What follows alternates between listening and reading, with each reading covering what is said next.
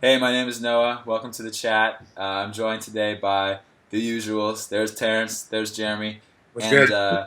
we wanted to give you guys let's be real. It's been a while, okay? We haven't been on our game, but you know what? We've all got lives. We all got stuff to do. This is just something fun we do on the side, but we're back in and better. Come on. That was sweet.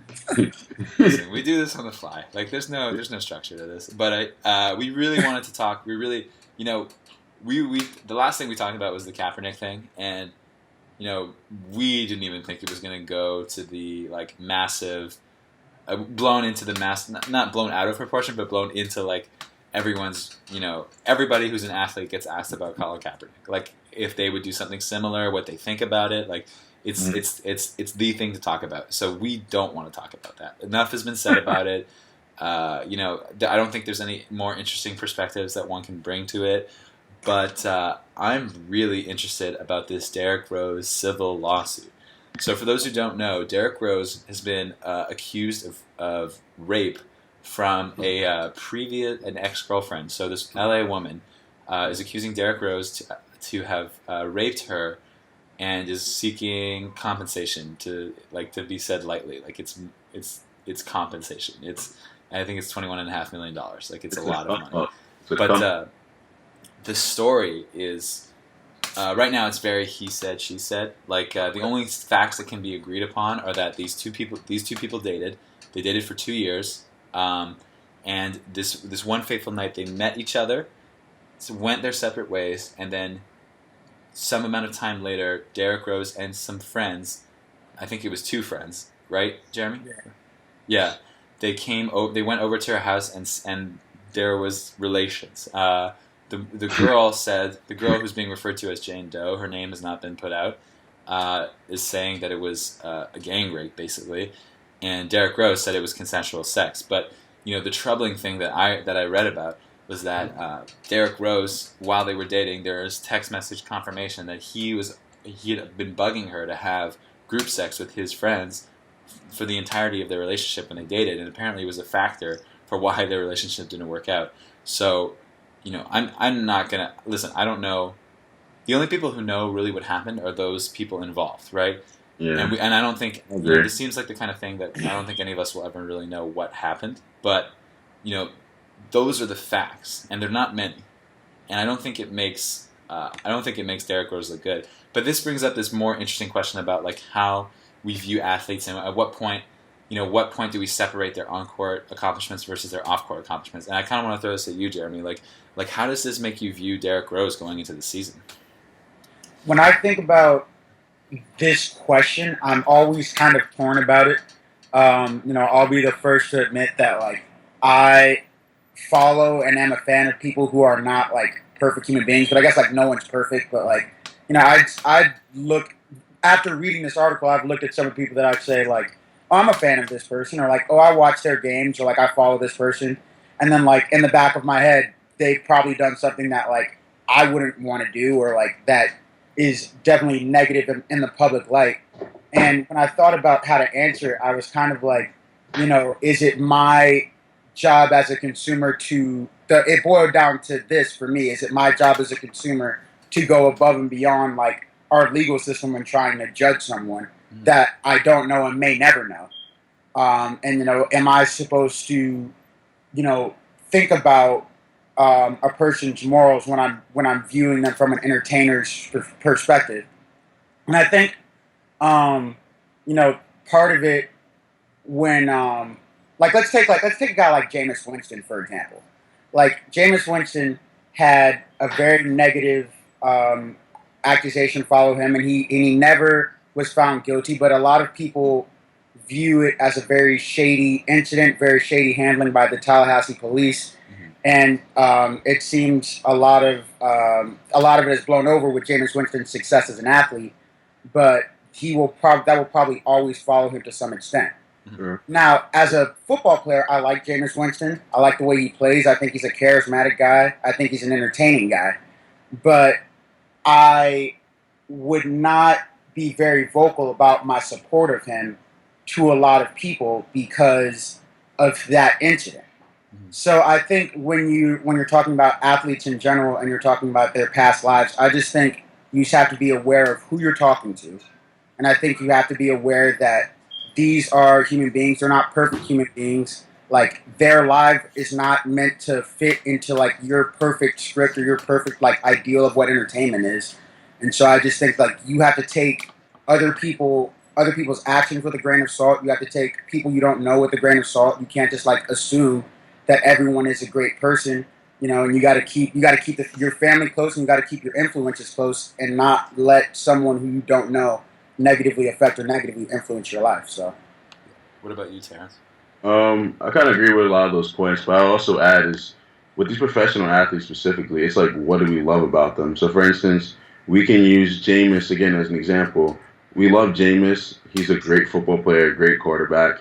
And the reason we all know about Jameis and he's a household name is because of his accomplishments and his success mainly at Florida State, but on the football field, flat out. Now, when we come into his personal life, it gets kind of tricky because it's like that's not what we know him for, and that's he's not a role model in that facet. If you want a role model outside in like the real world, then you might have like a business mogul who you idolize or you want to be more like. For instance, your boy Kanye who uses Steve Jobs like as a role model, you know. So that's a whole nother story. But anyways, that's the kind of guy. For instance, Steve Jobs, we idolize in the business world for his business endeavors. His personal life, we don't care about. To be blunt, you know what I mean? Like he passed away, like rest in peace. But his personal life was not what made him famous. So Jameis Winston, with his personal life, unfortunately made him famous. But it made him infamous. But that's not why we view and respect him and love him as as a person. That's not him. We like him as an athlete. So I think it's hard, especially with Derrick Rose. Yes, it probably taints how we view Derrick Rose because we remember him as the MVP, and that's why people love Derrick Rose. His personal life should not be in the spotlight like that because he is human at the end of the day, and his business is it should be his own personal matter. But when you're in that spotlight and your performance or your craft elevates you to that high platform, everything is under scrutiny, and I think it's just unfair. I mean, Derrick Rose is a shady business and it hurts his image, yes, but it's hard. I still love him as a basketball player. I support him fully on the court with the rehab, especially with his injuries and whatnot. But as far as off the court, I just sit and watch and I just observe. I mean, I don't really pick sides because yes, if that's your guy, like Derrick Rose is my guy. He was for a while, but when it comes to like certain things like rape allegations on you, that's serious. That cuts into what's morally right and what's morally wrong. And if he did, like if it was in fact rape and it's not like his ex girlfriend trying to come up on 22 million, then I support the woman. Like if it's actual true, then I'm 100% behind the woman because that's what the moral thing to agree with. But if Derrick Rose is in fact clean and he hasn't done anything and it's just hearsay, he said, she said, then I'm gonna still acknowledge my support behind him on the basketball court. But I do think the severity of the offense really does affect how we view the player. So, like for instance, if Derrick is in fact guilty, then of course it taints how I view him on the basketball court. I can't help it. Like I can't support something like that. The same way, like I forgot the Dallas Cowboy receiver who called someone the N word or whatever, and like Riley something. He Riley helped me out. for the Eagles or whatever. Exactly. Yeah. I was Cowboys fan, So it's like I support that, but I mean I support him on the field, but I can't support him anymore. Like it's certain outlandish things, and if it really cuts into you, and it really like heavily outweighs your craft, then I can't help but go with what's going on in your personal life. Yeah, I think the word heavily is really interesting, right? Like what I think we're starting to learn, like the more we're exposed to these players, like what that actually entails. And I think specifically with this case, like my feeling is that, no matter what happens, no matter what is settled, no matter what the truth is, what sticks with me is the fact that Derrick Rose bothered this girl for the entirety of their relationship. And I know it's private, but now it's not private anymore. Exactly. And, something that you have with somebody is a private, intimate relationship, and it's been exposed now. So you're taking it a little bit out of context, to be fair. But at the same time, like what I remember from this is a guy who bugged his girlfriend to have sex with two of his friends for 2 years. Like that's a fact. This happened. That's and ridiculous. That's like when I see him, trying to split a double team.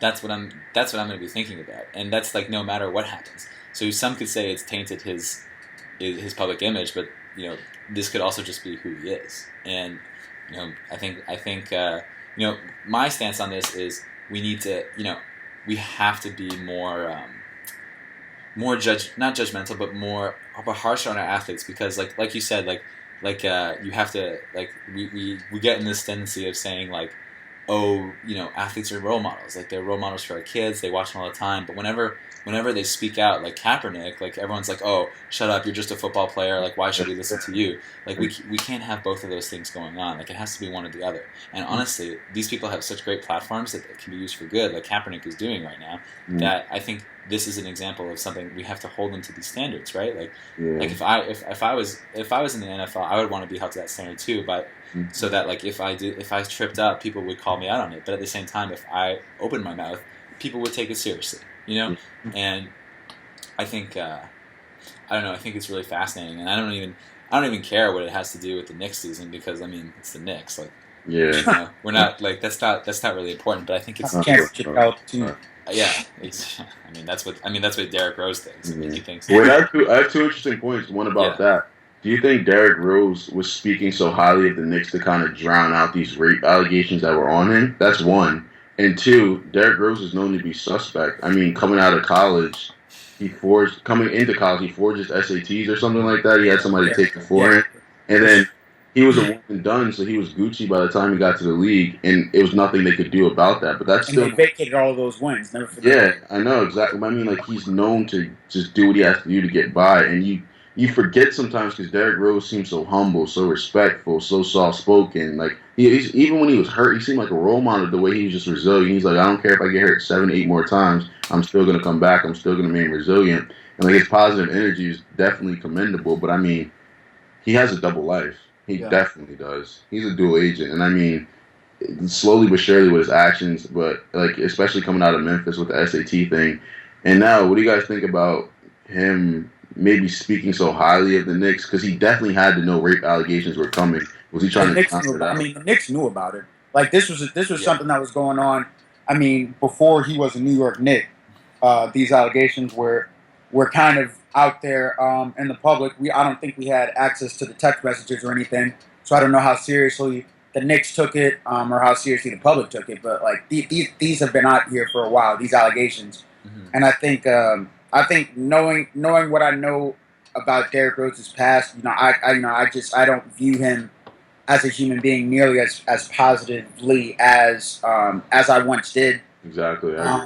But again, as a basketball player, I was never a huge Derrick Rose fan. He was an entertaining basketball player, but he played LeBron James a little bit too much for me to like him. So it's just I'm not particularly heartbroken about learning that these text messages were going on, but it does open your eyes a little bit. And like I said, you got to take people you don't know. You can't just trust them. You can't just necessarily put them on this pedestal, because they'll let you down. People really will. Yeah. So to answer your question, Terrence, I don't actually think he was trying to play down his personal life issue, because if anything, this is drawing more attention to himself, and he knew that this case was going into October, so he knew he was going to be missing some preseason. I actually don't know how long. Wait, he can't play while this is going on? Well, it's happening in LA, and he has to be there. So I don't think he's playing in October. Grounded? For real? Yeah, for real. So wow. I honestly don't think he said it. I think he believes it. All this stuff about the Knicks being a championship contender, I think he believes it. And I don't think he was doing it to distract from his case, because if anything, it brings more attention towards him. But this is kind of. But I hope I don't regret what I'm about to say once we find out the truth about the situation. If we ever find out the truth. But if I don't want to be someone to judge Derrick Rose for the rest of his life. This is not something that is a mistake that he made that he can't come back for. I want to be someone who can believe in second chances and believe in people growing and changing. But right now it's going to be very difficult. And I was never that big of a Derrick Rose supporter, but I agree with you. There was always had this idea that because he was a quiet, soft-spoken person, that he was a good person. And I think it's important. I think if anything we learned is that looks aren't always what they seem. Like people who are soft spoken don't necessarily have a golden past. You know what I mean? Like they're not necessarily perfect people. I feel that. Any of you got anything else to say about this or stuff What that's out of about your chest? what about Kobe with his rape allegations he had on him and how we forgave him and the world watched him drop 60 to leave the league? So like, yeah, that's the other interesting point is I touched on a little bit with Jameis, but like success covers up a lot of it. It does. In It fact. really does. If you look at Kobe, you look at Ray Lewis. What happened after Ray Lewis had the homicide? He won a Super Bowl, and then what? We forget. I mean, we forget about it. We really do. Yeah, really. And like you might see like a meme about it or something, but no one knows Ray Lewis for homicide. No, we know him because he's a Hall of Fame level football player. I guess. I mean, if you win, like Ben Roethlisberger had 2 rape allegations against him. I mean, like when you win, people forget. Yeah, and so like. It's interesting. Like a lot of these really great athletes have checkered pasts, and especially with Kobe, I think it's fascinating because I think the joke was that like Kobe was someone does like a comedy routine about it, how like Kobe was like dropping 40. You're smiling, Terrence. Do you know who I'm talking about? Who am I talking about? I know what you're talking about. Do you know who is it? Somebody used to get dragged on Twitter a while ago. It was so funny. But it was like, I can't remember who it is. It's killing me. But like somebody would like, it was like, thank God Kobe needs to drop 40 every game because of these allegations. But it's like for some reason, like we're, success mars this like these allegations and who these people are, which I think, it's consistent with what like you guys were saying about Ray Lewis and Kobe and all this kind of stuff. Like it's been consistent, but it's really problematic because it is. Because the casual fan doesn't care that Kobe had this rape allegation, but like we know about it, and I don't know. I mean, it doesn't.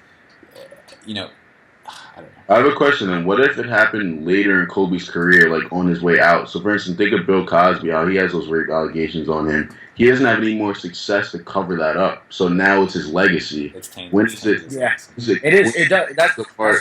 Yeah. When does it come? When you look at like exactly. Yeah. Huh? One at a time, fellas. Okay. You can go. Say, when does it get to the point where it completely taints you? Like, what if Kobe did it last year?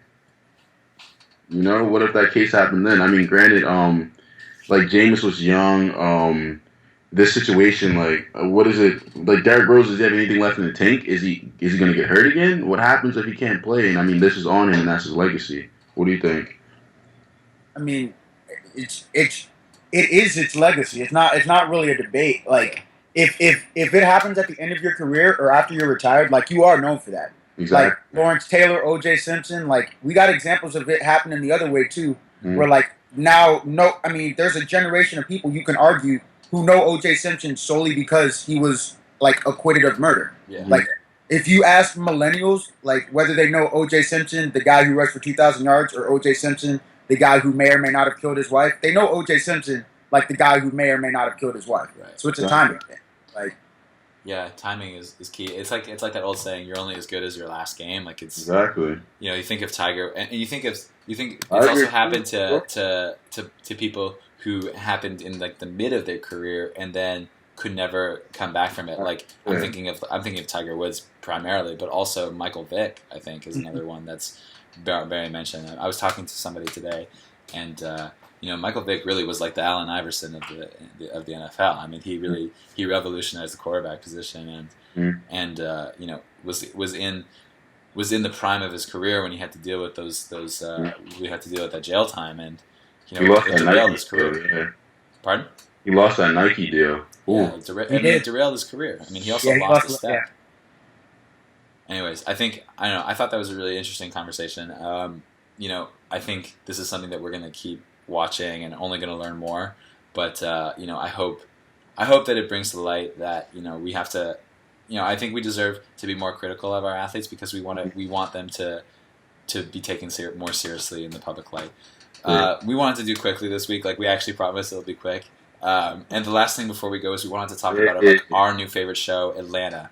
Donald Glover, aka Childish Gambino, has put to television this TV show that's not really a comedy, not really a drama, like kind of falls in this area where it doesn't really have a specific genre, but it's just like real. It's just so real and it's just a great story. It's just telling the story, right? Anything you guys wanted to say on it? I mean, we just wanted to like just talk about how much we like it so far. Like for Yeah. those who don't know, we're recording this Sunday night. We're 3 episodes deep. Everyone's watched it, so Yeah. spoiler alert right now if you haven't seen the third episode or the second episode.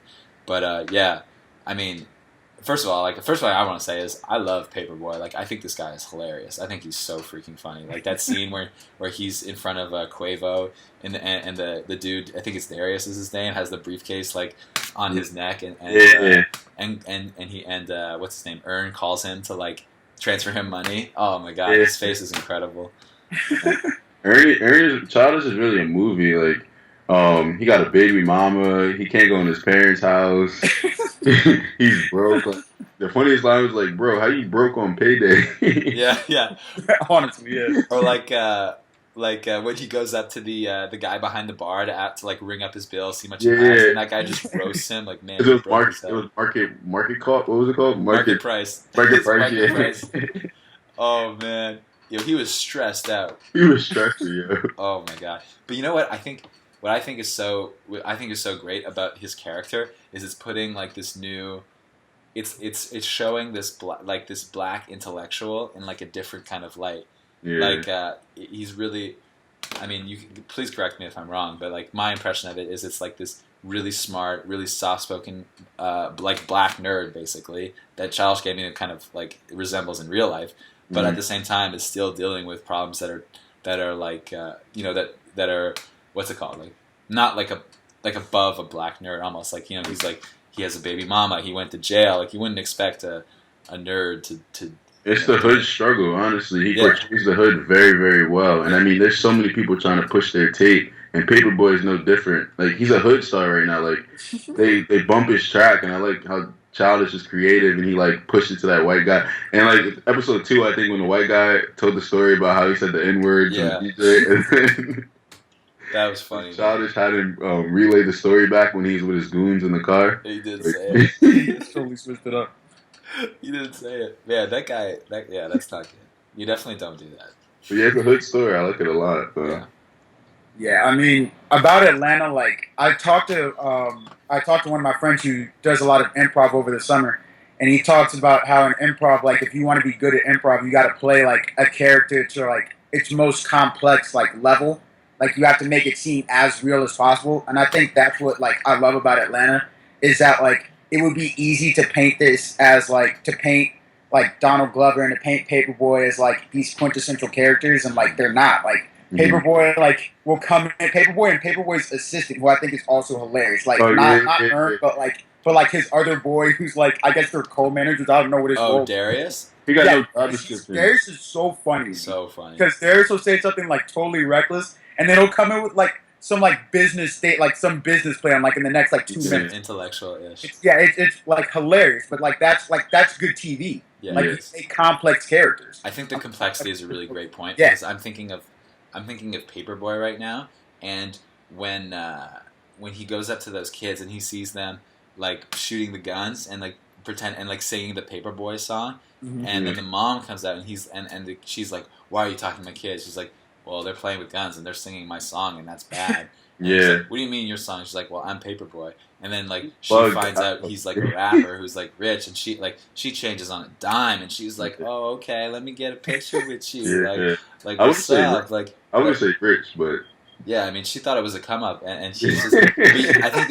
I think the incredible thing of his character is he's like realizing he's like you don't think it's messed up that your kids are like taking pictures with a guy who's like committed for like I don't know, he understood the absurdity of the situation. It was like only him who understood it. No, it's fantastic writing. I mean, I like, what would you guys call it? Would you call it a comedy or a drama? Would you call it a dramedy? Like that dinner scene was top 5. Yeah, that was I was crying. When he flexed on the teachers running the bill up. One at a time, you two. You getting go, Terrence. All right, when he flexed on the waitress, like that's comedy for running up the bill. Yeah, he kept trying to upsell him. Like you've been killing me all night. when he's like, I'll take fountain water or something like that. She's like, I'm not gonna drink by myself. He's like, Damn. He's like, what do you got? What kind of soups you got? no soup of the day. Oh god. And Van and his girlfriend Van is just running up the tab too. Like just the dish just sounds so good, but like so expensive. Yeah, he's a clown. I think the last thing that I think we can talk about that I think is really important that like I haven't seen on TV is the one with I think it's the second episode with the guy who's mentally challenged who's in the okay. Yeah. And I think it's so powerful because it's kind of how it's kind of how we as a society really view mentally challenged people is we don't really know how to deal with them, and like the fact that he's in there every day. Mm-hmm. He's obviously not a criminal. He's mentally ill, and everyone knows it. Like, who else? Why would he drink toilet water just like that? You know? Oh, I remember that. Wow. Why did they flex on him? Why did he get beat up again? Well, because he spit in the guy's face. Spit in the guy's face. Oh, yeah. Okay, yeah. Which is still like, I don't know. It's just it was really I mean, the scene is like 2 minutes long. Like he's only in there for 2 minutes, and it's just really powerful because it's like, wow, like this is how people treat those who are mentally challenged. Like it's not. Well, those who are mentally challenged who like are poor. Like it was a socioeconomic thing as well too. Absolutely. Like you know, once you're in the system, I mean, you're forgotten about, and unless you have the means and the resources to get out. Exactly. So, I mean, he's kind of institutionalized. I mean. And also think about the type of women that Donald is dating. Like, she's like, it's not the first time I bailed somebody out of jail. Like, he's been dealing with, like, you know what I mean? Like, what kind of guy does she go for? Like, she seems like she's an interesting character too. Do we know exactly what she does? Is she an escort? No, I thought she did. She was in Hair and Beauty, right? She does. She has a salon, right? Or trying to get a salon. I thought, right? I think she was like. Oh, maybe he was roasting her because maybe he was roasting her because she went on dates. He said, like, you know, you like them corny.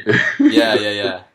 Corny blanks. But at the same time, but they were roasting each other because he was like at the end of the third episode, he kept saying, you know, like he went on. Do you remember that speech he gave that was like real intense? And it's just like he tried. She just wild on him for it, and you thought it was like a good speech, and he just like it was not there at all. But like she wanted to open like a fashion boutique, and he wants to be like a rap manager, and they're both roasting each other about how like stereotypical they are, and it's pretty funny. Is Paperboy making out the hood? That's the real question, but we'll see. I think that's the come up. I mean, it's yeah. And it's also cool. Last thing, Gambino visits the places that he raps about, which I find very cool, like Fulton County, DeKalb County, like all of that. I'm just like, oh shit, like. That's really where he lived, you know? You kind of forget, so I think that's cool. Yeah, I think I mean, who am I to speak? But, like, I think he's putting a new face on what it means to be, like, black and from the hood, basically. And you know, these are stories that needed to be told, and he was the right person to do it, and I think he's doing a fantastic job. I hope it only gets better. Right. Guys, we made it 28 minutes right now. Well, we didn't top 5, so hopefully that doesn't happen again. No. I mean, listen, we know we go on and on. Yeah. But y'all still listen. So. We wanted to give you a little sum. I'm Noah. That's Jeremy. That's Terrence. Thank you for listening. Please like us on Facebook. Check us out on SoundCloud. You know, we're gonna try to get back on our ish and keep the YouTube flex too. Oh, thank you for reminding me. We're also on YouTube. Check out our channel if you want to see our beautiful faces. If not, we understand. But, you know, thanks, guys, and have a great week, everybody. Yeah.